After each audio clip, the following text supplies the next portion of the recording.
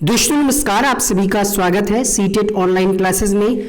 यहाँ पर हम डिस्कस करेंगे आपके साथ पर्यावरण का प्रीवियस ईयर का क्वेश्चन पेपर। जरूर पैटर्न बदला है, बट इसका मतलब ये नहीं है कि सिलेबस में बदलाव हुआ है। सिलेबस में कोई बदलाव नहीं हुआ है, चीज़ें वही हैं, बट प्रश्न पूछने का तरीका थोड़ा सा बदला है। बट हमें सारे प्रीवियस ईयर को एक बार जरूर पढ़ना चाहिए। जो लोग सीटेट की तैयारी पहली बार कर रहे हैं उनसे हम यही कहेंगे कि प्रीवियस ईयर को कम से कम 2 से 3 बार लगाइए, ताकि आपको समझ में आए कि प्रश्न अभी तक कैसे पूछे गए हैं, किन किन टॉपिक्स से प्रश्न पूछे गए हैं। इसके पहले वीडियो में हमने बाल विकास प्रीवियस ईयर का पूरा सॉल्व करा दिया है। आज के इस वीडियो में ईवीएस को हम कवर करेंगे। 30 क्वेश्चंस होंगे ऑफिशियल आंसर की के साथ ही साथ आप हमारे अगर नोट्स मंगवाना चाहते हैं, पीडीएफ फॉर्मेट में आपको नोट्स मिल जाएंगे। इस व्हाट्सएप नंबर पे सीटेट लिख करके आप मैसेज करिएगा, प्रोसेस आप। इसके अलावा सीटेट की हमने मैराथन क्लासेस कराई है। प्रीवियस ईयर एक एक वीडियो में भी करा रखा है, चाहे ईवीएस हो, चाहे मैथ हो, चाहे वो संस्कृत हो। एक एक वीडियो में मैराथन वीडियोस में हमने सीटेट की कंप्लीट प्लेलिस्ट भी बना रखी है। उसका लिंक नीचे कमेंट बॉक्स में दे देंगे। पापा वीडियोस भी बने हुए हैं जिनसे आप कंप्लीट रिवीजन भी कर सकते हैं। उन वीडियोस की प्लेलिस्ट बनी है, लिंक नीचे डिस्क्रिप्शन बॉक्स में कमेंट बॉक्स में मिल जाएगा, क्लिक करके देख सकते हैं। एक से ईवीएस में मानचित्रण कौशल रिकॉर्डिंग कौशल को विकसित करता है, स्थानों की सापेक्ष स्थिति की समझ को विकसित करता है, लैंडस्केप खींचने के कौशल को विकसित करता है, पूर्वानुमान और गणना के कौशल को विकसित करता है। ईवीएस में जो मैपिंग का कॉन्सेप्ट बच्चों में डेवलप करते हैं, सिखाते हैं, वो इसलिए सिखाते हैं ताकि बच्चे स्थानों की सापेक्ष स्थिति की समझ को जान पाए। बच्चों को ये सिखाते हैं हम कि 2 स्थान से, जैसे दिल्ली से अगर कहा जाए उत्तर प्रदेश की दूरी क्या है, किस दिशा में है ना, तो दिशाओं का ज्ञान हो और स्थानों की सापेक्ष स्थिति की समझ बच्चे में आए। इसलिए हम ईवीएस में मानचित्रण कौशल को सम्मिलित करते हैं। कक्षा 4 के समय आमतौर पर अपना दिया हुआ कक्षा का कार्य नहीं करते हैं। मुद्दे को हल करने का सबसे अच्छा उपाय क्या है? कुछ बच्चे ऐसे हैं जो होमवर्क दिया जाता है वो कर नहीं पाते हैं, तो आप क्या करेंगे? माता पिता से बात करेंगे, आसान गृह कार्य देंगे, कठिनाई का पता लगाएंगे, या फिर किसी दूसरे बच्चे का लॉजिक गलत है। सबसे पहले हम क्या करेंगे? प्रॉब्लम को पता लगाएंगे। आपने एक टॉपिक पढ़ा होगा उपचारात्मक निदानात्मक परीक्षण, जिसमें हम बच्चों की कमियों को सबसे पहले पता लगाते हैं, फिर उपचार करते हैं। तो यहाँ पे दूसरे प्रश्न के लिए आंसर होगा उसकी कठिनाई का पता लगाने और उसके अनुसार कक्षा कार्य को समायोजित करने के लिए उससे बात करेंगे। मुस्कान ने परिवहन में डीजल वाहनों का उपयोग निषिद्ध होना चाहिए विषय पर एक वाद विवाद प्रतियोगिता का आयोजन किया। मुस्कान के द्वारा इस विषय पर कक्षा में वाद विवाद के आयोजन का मुख्य उद्देश्य क्या है? वो डिस्कशन क्लास में क्यों कर रही है? संवेदनशील बनाना चाहती इसलिए, या फिर इस मुद्दे पर छात्रों के दृष्टिकोण की सराहना करने में मदद करता है इसलिए, या फिर डीजल वाहनों पर प्रतिबंध लगाने की आवश्यकता है इसलिए संवेदनशील बनाना चाहती है, या फिर छात्रों के विचारों को जानने और उन्हें सही करने में मदद करेगा। ये डिस्कशन जो है डीजल वाहनों का उपयोग बंद होना चाहिए, निषिद्ध होना चाहिए, इस पर डिस्कशन क्यों रखा गया है मुस्कान के द्वारा, ये आपसे पूछा जा रहा है। तो बेहतर ऑप्शन क्या होगा? इस मुद्दे पर छात्रों को कई दृष्टिकोणों की सराहना करने में मदद करेगा ये मुद्दा, इसलिए मुस्कान ने ऐसा किया है। सिर्फ आधुनिक वाहनों में नहीं, क्योंकि आधुनिक में आपके डीजल से ही नहीं, पेट्रोल से भी चलते हैं वाहन, इसलिए प्रभावशाली नहीं है। सीएनजी से भी चलती गाड़ियां, इसलिए प्रभावशाली नहीं है। पूरी तरह ये ऑप्शन लिखा, इसलिए ये गलत है कि सिर्फ डीजल को ही प्रतिबंध लगा देना एक समाधान नहीं है। तो यहाँ पे क्या होगा? इस मुद्दे पर छात्रों को कई दृष्टिकोणों की सराहना करने में मदद करता है। कुछ हजार साल पहले भारत में तालाबों के निर्माण के अल्बरूनी के अवलोकन के आधार पर कक्षा 5 के ईवीएस के पाठ्यपुस्तक में एक अनुच्छेद है। इस अनुच्छेद को शामिल करने का उद्देश्य क्या है? यहाँ पे कुछ कूट दिए हुए हैं, ये भी आपको ध्यान रखना है। कहा जा रहा है इतिहास के स्रोतों की पहचानने में मदद करेगा शिक्षार्थियों की। फिर कहा जा रहा है कि अवलोकन की रिकॉर्डिंग के सुधार में मदद करेगा। फिर कहा जा रहा है कि यह शिक्षार्थियों को कुछ 1000 साल पहले भारत में मौजूद तकनीक की सराहना करने में मदद करेगा, या फिर इतिहास में साक्ष्य की भूमिका की सराहना करने में मदद करता है। प्रश्न संख्या 4। अब यहाँ पे कूट दे रखे हैं, देखिए आपको क्या सही लग रहा है। देखिए ये बात तो बिल्कुल सही भाई, अवलोकन के आधार पे कहा जा रहा है, तो इतिहास के स्रोतों की जानकारी यहाँ पे मिल रही है। ठीक 1000 साल पहले कैसे क्या था उसकी भी जानकारी मिल रही है, और इतिहास के साक्ष्य की भूमिका भी है। तो यहाँ पे आंसर होगा A, C और D, है ना। इसका चौथा ऑप्शन सही होगा प्रश्न संख्या 4 के लिए। तो यहाँ पे अगर आपने फोर्थ ऑप्शन चुना है, जवाब बिल्कुल सही है। बी क्यों नहीं होगा? क्योंकि यहाँ पे कहा जा रहा है यह शिक्षार्थियों को उनके अवलोकन की रिकॉर्डिंग में सुधार में मदद करता है। तो यहाँ पे सुधार की तो कोई बात ही नहीं है। क्या कहा जा रहा है? एक अनुच्छेद है। क्या अनुच्छेद है? कि भारत में तालाबों के निर्माण के अल्बरूनी के अवलोकन के आधार पर एक अनुच्छेद, एक आर्टिकल लिखा हुआ है। और इसको क्यों शामिल किया गया है? ताकि बच्चे इतिहास के स्रोतों को जान पाए। ठीक, 1000 साल पहले भारत में क्या क्या तकनीकी थी, क्या क्या टेक्नोलॉजी थी, उसको जान पाए। और इतिहास में साक्ष्य की भूमिका की सराहना में मदद करेगा। तो ये तीनों विकल्प यहाँ पे सही हैं। अगला देखिएगा, ईवीएस की एकीकृत प्रकृति सहायक है। किसमें सहायक है? पहला ऑप्शन, शिक्षार्थी केंद्रित उपागम का पालन करने और संकल्पनाओं की अधिक संख्या का परिचय देने में, दी गई सूचनाओं और विवरणों को से सीखने में, पाठ्यचर्या के भार को कम करने और विशिष्ट प्रकरणों को पेश करने में, पाठ्यचर्या के भार को कम करने और शिक्षार्थियों को सार्थकता पूर्वक सिखाने में। पांचवा प्रश्न, यहाँ पे थोड़ा सा आयोग ने जो आंसर दिया है हमें उसके साथ ही जाना पड़ेगा। आयोग ने आंसर दिया है कि पाठ्यचर्या के भार को कम करने और शिक्षार्थियों को सार्थकता पूर्व सीखने में। क्योंकि एकीकृत में क्या होता है, हम कई विषयों को एक साथ लेकर के चलते हैं। जैसे आप ईबीएस में साइंस को भी पढ़ते हैं और एसएसटी को भी पढ़ते हैं। तो यहाँ पे पाठ्यचर्या के भार को कम किया जा रहा है और शिक्षार्थियों को सार्थकता पूर्वक सीखने के लिए ईवीएस की प्रकृति को एकीकृत बनाया गया है। क्वेश्चन नंबर 6 है, निम्नलिखित में से क्या ईवीएस में आकलन का एक व्यापक संकेतक नहीं है? तो थ्योरी वाली वीडियोस आप देखिएगा, ईवीएस पेडागोजी, उसमें हमने आपको बताया है क्या क्या संकेतक होते हैं। सहयोग होता है, न्याय के प्रति सरोकार होता है, समानता के प्रति सरोकार होता है, अवधारणा मानचित्र, ये एक व्यापक संकेतक के अंतर्गत नहीं आता है, आकलन के अंतर्गत। ऑप्शन नंबर यहाँ पे 2 सही होगा। पर्यावरण अध्ययन में प्रश्न करने को एक युक्ति के रूप में उपयोग किया जाता है, क्यों? नियमों के पालन को बढ़ावा देने के लिए, जिज्ञासा को बढ़ाने के लिए, अनुशासन या फिर ध्यान खींचने के लिए। देखिए, आप प्रश्न करेंगे तो बच्चे में भी जानने की इच्छा रहेगी कि इसका उत्तर क्या होगा। अर्थात यहाँ पे एक डिस्कशन अच्छा खासा होगा ताकि बच्चे को हम जिज्ञासु बना सकें। तो कक्षा में जिज्ञासा को बढ़ाने के लिए प्रश्न को, मतलब क्वेश्चन आंसर किया जाता है, प्रश्न को एक युक्ति के रूप में प्रयोग किया जाता है। अपनी कक्षा में 50 से अधिक छात्रों के साथ वाणी उन्हें एक ऐसी गतिविधि में जोड़ना चाहती है जिसमें सीखने को बढ़ाने के लिए अधिकतम संख्या में इंद्रियां शामिल हैं। पॉइंट को नोट करिएगा। अब कहा जा रहा है कौन सा क्रियाकलाप सबसे बढ़िया होगा जिसमें इंद्रियां एक्टिव हो। और ईवीएस में आपने देखा होगा, पढ़ा ही होगा कि हम वास्तविक जीवन से जोड़ करके अगर सिखाते हैं तो वो सबसे बेहतर होगा। नो डाउट ये सारे ही ऑप्शन बेस्ट है, मतलब सारे ही ऑप्शन सही हो सकते हैं, बट इनमें बेस्ट वो है जिसमें हम रियल लाइफ से जोड़ रहे हैं।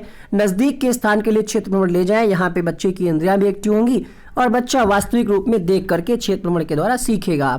इकरा अपने शिक्षार्थियों को ईवीएस में समाचार पत्रों और पत्रिकाओं को पढ़ने के लिए क्यों प्रोत्साहित करती है? Question number 9। क्वेश्चन नंबर 9 है आपकी स्क्रीन पे और यहाँ पे कहा जा रहा है कि शिक्षार्थियों को स्वतंत्र बनाने में सहायता करती हैं, प्रतिस्पर्धी कॉम्पिटेटिव बनाती हैं, मनोरंजन का साधन है या फिर अपने संसार से जुड़ने में सहायता करती हैं। तो बेहतर ऑप्शन आपको क्वेश्चन नंबर 9 में मिल जाएगा। ये शिक्षार्थी, देखिए समाचार पत्र में क्या होता है, डेली की न्यूज़ होती है, अपडेट होती है। तो यहाँ पे बच्चा संसार से जुड़ रहा है, चौथा ऑप्शन सही होगा। रियल लाइफ से जो जुड़ा हुआ ऑप्शन हो वही प्रभावशाली ज्यादा होता है। नीचे दिए गए कौन से एक राज्य में तोरांग का अर्थ होता है जंगल? 30 में 25 से ज्यादा प्रश्न पढ़ाए हुए आए थे। आप नोट्स को देख लीजिएगा, पिछली क्लासेस को देख लीजिएगा 2020 वाली, और पेपर मिला लीजिएगा। ठीक, बाकी जो लोग देख रहे हैं इस वीडियो के नीचे कमेंट कर ही देंगे। झारखंड से संबंधित है तोरांग, तोरांग का मतलब होता है जंगल। ये जो न्यूमेरिकल है ये सबसे लास्ट में हम आपको कराएंगे। आज हम मिर्ची के बिना भोजन की कल्पना भी नहीं कर सकते। तो मिर्ची कहाँ से आई थी? दक्षिणी अमेरिका से, दक्षिणी अफ्रीका से, अफगानिस्तान से, इंग्लैंड से। क्वेश्चन नंबर 12 आपके सामने ये आई थी दक्षिणी अमेरिका से। पहला ऑप्शन यहाँ पे सही होगा, ये भी हम लास्ट में कराएंगे। नीचे दिया गया कौन सा कथन मधुमक्खियों और छत्तों के विषय में सही नहीं है? छत्ते में बहुत सारी काम करने वाली मधुमक्खियां होती हैं, बिल्कुल सही बात है। छत्ते में केवल कुछ नरमक्खी होती, सही है। ये शिक्षण नहीं कि केवल वाला ऑप्शन गलत हो जाए। प्रत्येक छत्ते में एक रानी मक्खी होती जो अंडे देती है, भी बात सही। तो तीनों बातें सही हैं। फोर्थ ऑप्शन यहाँ पे गलत होगा कि नर मक्खियां छत्तों के लिए अत्यंत महत्वपूर्ण होती हैं, ऐसा कहीं भी एनसीईआरटी की किताब में नहीं लिखा हुआ है। क्वेश्चन नंबर 15 देखिएगा, हमारे देश का संविधान निम्नलिखित में से किसके नेतृत्व में बनाया गया था? प्रश्न संख्या 15 आपकी स्क्रीन पे। तो संविधान में मेन रोल जो था वो किसका था? डॉक्टर भीमराव साहेब अंबेडकर जी का। पहला ऑप्शन करेक्ट होगा। पौधों के लिए किए जाने वाले कार्यों पर विचार कीजिए। पौधों को सहारा देना, ह्यूमस। क्वेश्चन नंबर 16 है, पौधों के लिए किए जाने वाले नीचे दिए गए कार्यों पर विचार करिए। पौधों को सहारा देना, जड़ों के कार्य पूछ रहा है तो बिल्कुल होता है, ठीक है। भोजन भंडारण करना भी होता है और पानी और खनिजों को अवशोषित करना भी होता है, लेकिन ह्यूमस प्रदान करना ये जड़ों का कार्य नहीं है। तो यहाँ पे ए सी डी सही होगा, उत्तर होगा ऑप्शन नंबर 2 के साथ। अगला प्रश्न देखिएगा, क्वेश्चन नंबर अगला, निम्नलिखित में से कौन सा एक भारत का संघ शासित प्रदेश नहीं है? संघ शासित प्रदेश नहीं तो हो सकता राज्य हो या जिला हो। देखिए क्या है, क्वेश्चन नंबर 17 आपके सामने, आंसर होगा मणिपुर, ठीक है। अगला प्रश्न देखिए, निम्नलिखित में से कौन से कच्चे तेल पेट्रोलियम के उत्पादक हैं? उत्पादक राज्य हैं। क्वेश्चन नंबर 18,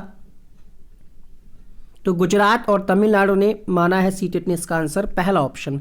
निम्नलिखित में से पक्षियों का वह समूह चुनिए जिसका प्रत्येक सदस्य हमारी तुलना में 4 गुना अधिक दूरी की वस्तुओं को स्पष्ट देख सकते हैं। क्वेश्चन नंबर 19, तो बाज, चील और गिद्ध, दूसरा विकल्प सही होगा।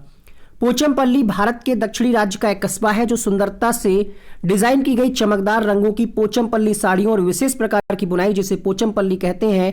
पोचमपल्ली ये किस राज्य का भाग है? तो यहां पे जो आयोग ने आंसर दिया वो दिया तेलंगाना, पहला ऑप्शन करेक्ट होगा। अगला देखिएगा, निम्नलिखित में से खाद्य पदार्थों के उस समूह को चुनिए जिसके प्रत्येक सदस्य में लौह तत्व प्रचुर मात्रा में पाया जाता है। प्रचुर है ये, लोहा सबसे ज्यादा जिसमें पाया जाता हो। 21वें प्रश्न में आपका होगा आंसर आंवला, पालक और गुड़, फोर्थ ऑप्शन करेक्ट होगा। निम्नलिखित में से किसने मटर के पौधों के साथ प्रयोग किए और यह पाया कि मटर के पौधों में कुछ ऐसे लक्षण होते हैं जो जोड़ियों में पाए जाते हैं, जैसे चिकने या खुरदुरे, लंबे या बौने, पीले या हरे आदि। क्वेश्चन नंबर 22 आपके सामने, आंसर होगा ग्रेगर जॉन मेंडल ने मटर पे प्रयोग किए थे, इसलिए इसका फोर्थ ऑप्शन करेक्ट होगा। नीचे दिए गए एक राज्य के ग्रामीण लोग अपने ढालू छत वाले लकड़ी के मकान मजबूत बांस के खंभों पर धरती से 3 से 3.5 मीटर की ऊंचाई पर बनाते हैं। तो हमने आपको एक ट्रिक बताई थी, अगर आप नए नए जुड़े हैं चैनल से तो शायद आपको नहीं पता होगा। हमने आपको एक छोटी सी ट्रिक ऐसी बताई थी कि ए फॉर असम और बी फॉर बांस, अर्थात जहां पे बांस के खंभों की बात आ जाए मकान के संबंध में, वहां पे असम उत्तर जाएगा। भारत के मानचित्र में दिल्ली की स्थिति के सापेक्ष गांधीनगर की राजधानी यानी गुजरात की राजधानी और बिहार की राजधानी पटना की दिशाएं क्या है? तो मानचित्र में आप देखेंगे कहां पे है,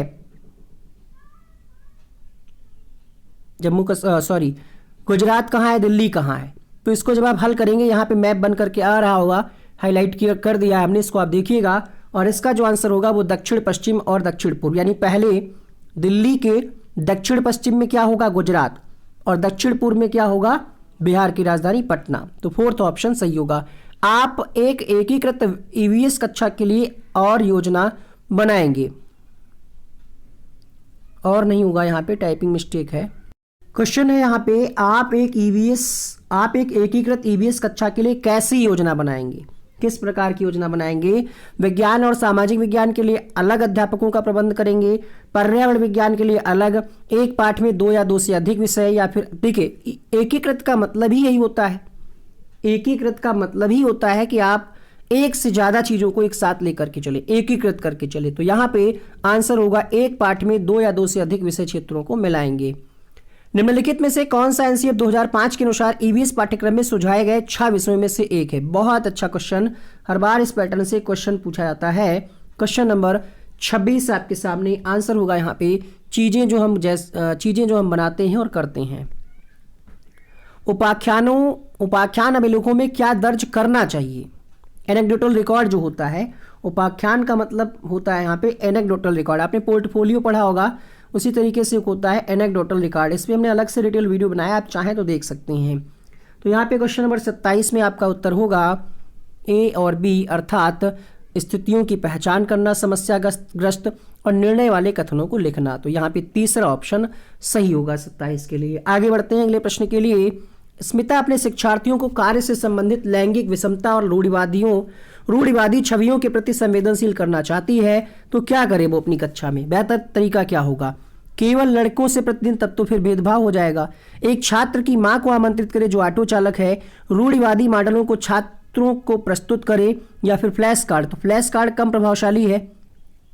अब यहाँ पे मॉडल या फिर माँ, तो रियल लाइफ से जुड़ा हुआ एग्जाम्पल है यहाँ पे कि एक छात्र की माँ को कक्षा में आमंत्रित करे जो ऑटो चालक है ना, क्योंकि ये रूढ़िवादिता बनी है कि ड्राइवर जो है, जो ऑटो चालक होते हैं, वो सिर्फ और सिर्फ पुरुष ही हो सकते हैं। जब महिला को कक्षा में प्रस्तुत किया जाएगा तो वो क्या होगा, रूढ़िवादिता को कम करेगा।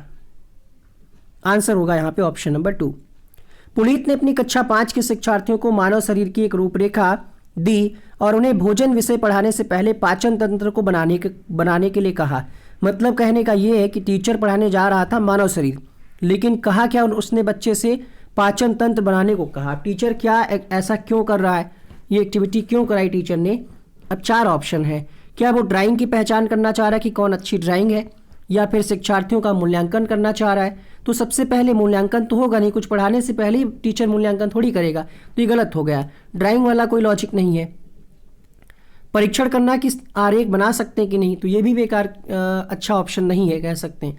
तो बेहतर ऑप्शन होगा यहाँ पे ऑप्शन नंबर 4, पाचन से संबंधित शिक्षार्थियों के विचार को प्रकट करना। अर्थात इस प्रश्न का चौथा ऑप्शन सही होगा। वो ये जानना चाहता है कि बच्चों के मन में पाचन तंत्र से संबंधित क्या क्या विचार आते हैं, उसको वो बनाए पाचन तंत्र के तहत। क्वेश्चन नंबर 30 है, निम्नलिखित में से क्या रचनात्मक आकलन के संबंध में सही नहीं है। क्वेश्चन नंबर 30 आपके सामने, आंसर करिए। निगरानी, इसको छात्रों की प्रगति की निगरानी करनी, एक मिनट, इस ऑप्शंस को हम थोड़ा सा देख करके ऑफिशियल पेपर से बताते हैं। निगरानी करनी है लिखा हुआ है, ठीक है। इसको छात्रों की प्रगति की निगरानी करनी है। बच्चे के सीखने की कोई भी जानकारी रचनात्मक आकलन में मदद कर सकती है। रिपोर्ट कार्ड के प्रत्येक तिमाही में इसकी सूचना दी जाती है। सही नहीं है पूछ रहा, देखिए रचनात्मक आकलन। तो क्वेश्चन नंबर 30 में जो सही जवाब होगा, देखिए ऐसा कोई जरूरी नहीं कि प्रत्येक तिमाही ही दी जाए, रचनात्मक कभी भी, ठीक है, ऐसा कोई फिक्स नहीं कि प्रत्येक तिमाही ही दिया जाए सूचना, तो ये बात गलत है और जो गलत है वही इसका सही उत्तर है। इसलिए इसका तीसरा ऑप्शन सही होगा। बाकी सारी बातें ठीक है कि छात्रों की प्रगति के बारे में पता चलता है, ठीक है, कोई भी जानकारी रचनात्मक आकलन में मदद कर सकती है और अधिगम को सुदृढ़ बनाने के लिए ये कार्यवाही भी मदद करती है। तो ये रहा आपका पेपर। अभी जो है न्यूमेरिकल वाले क्वेश्चंस हमें आपको हल कराने हैं। आइए देखते हैं। जैसे ये क्वेश्चन था, तो इसमें आपको सबसे पहले सूत्र पता होना चाहिए। चाल बराबर, चाल निकालना है तो चाल बराबर होता है दूरी बटे समय। दूरी दी है 1145, समय आपको निकालना। समय कैसे निकालेंगे, 4 तारीख को गाड़ी चली है, 4 जून 2020 को, कितने बजे चली है, 22:30, यानी रात के 10:30 बजे। और पहुंची कब है, तो 6 को पहुंची है। 6 को कब पहुंची, 4:30 बजे। तो इसके बीच का जो समय होगा वो आपको निकालना है। कैसे निकालेंगे, तो गाड़ी चलाइए आप शाम को 4 से 5 अगर हम जोड़ लें तो ये 24 घंटे हो गए कि नहीं हो गए, और 5 से अगर हम 6 जोड़ लें तो ये 48 घंटे हो गए। अब यहाँ पे आपको समय निकाल करके और उससे जब आप 1145 से भाग करेंगे तो आपको इसका उत्तर मिल जाएगा, ठीक है। देखिए यहाँ पे क्वेश्चन कह रहा है कि गाड़ी चली 4 तारीख को, 4 से 6, तो 6 में 4:30 बजे सुबह पहुंच गई है। अगर शाम को पहुंचती तो हम उस हिसाब से जोड़ते, तो हम निकाल लेते हैं 4 से अगर गाड़ी चली है और 5 तक पहुंची है, वही समय है कितना, 22:30 तक। तो टोटल हमारा कितना समय खर्च होगा, हम इस तरीके से अगर निकालेंगे तो 24 घंटे खर्च होगा। अब हमारी गाड़ी कहाँ पहुंच गई है, 5 तारीख को पहुंच गई है 12:30 बजे रात, 10:30 बजे रात में, क्योंकि 22:30 है, 22:30 का मतलब होता है 10:30 बजे। अब 10:30 से 4:30 के बीच कितना समय लगेगा, 6 घंटे। कैलकुलेट कर लीजिएगा, 6 घंटे लगेगा। तो उधर हमारा 24 घंटे खर्च हुआ था, इधर 6, तो कुल हमारा समय कितना खर्च हुआ, 30 घंटे। दूरी कितनी है, 1145। 1145 भाग जब आप 30 करेंगे तो आंसर मिलेगा 38 पॉइंट समथिंग में। तो यहाँ पे आंसर जाएगा 38.5 किलोमीटर प्रति घंटा। एक बार फिर से बता देते हैं सवाल कैसे हल करना है, इसके लिए एक अलग से वीडियो भी दिया है, आई बटन में हम वीडियो देने का प्रयास करेंगे, देख लीजिएगा।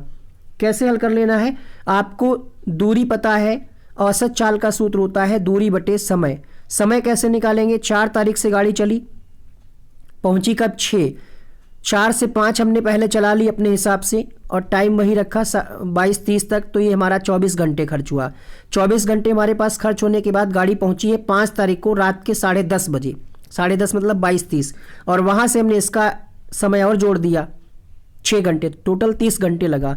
एक क्वेश्चन और था ये वाला, आपका घर X पर स्थित है और आपका विद्यालय Y पर है, ठीक। मान लिया हमारा घर है जो x पर है यहाँ कहीं और विद्यालय y पर है यहाँ कहीं, लेकिन कह क्या रहा है विद्यालय ठीक सामने लेकिन रास्ता सीधा नहीं है। आप पहले दक्षिण जा रहे हैं 125, फिर क्या है पूर्व जा रहे हैं। जब आप इसको हल करेंगे, इसका भी हमने अलग से वीडियो बना रखा है, आप उसमें देख लीजिएगा। यहाँ पे फिलहाल हम इसका आंसर बता रहे हैं क्वेश्चन नंबर 21 के लिए। जो इसका आंसर निकलेगा वो निकलेगा 100 मीटर ठीक पूर्व।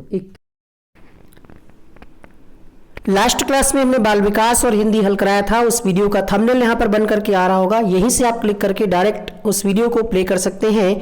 आज के इस वीडियो में इतना ही। थैंक यू सो मच इस वीडियो को अंत तक देखने के लिए।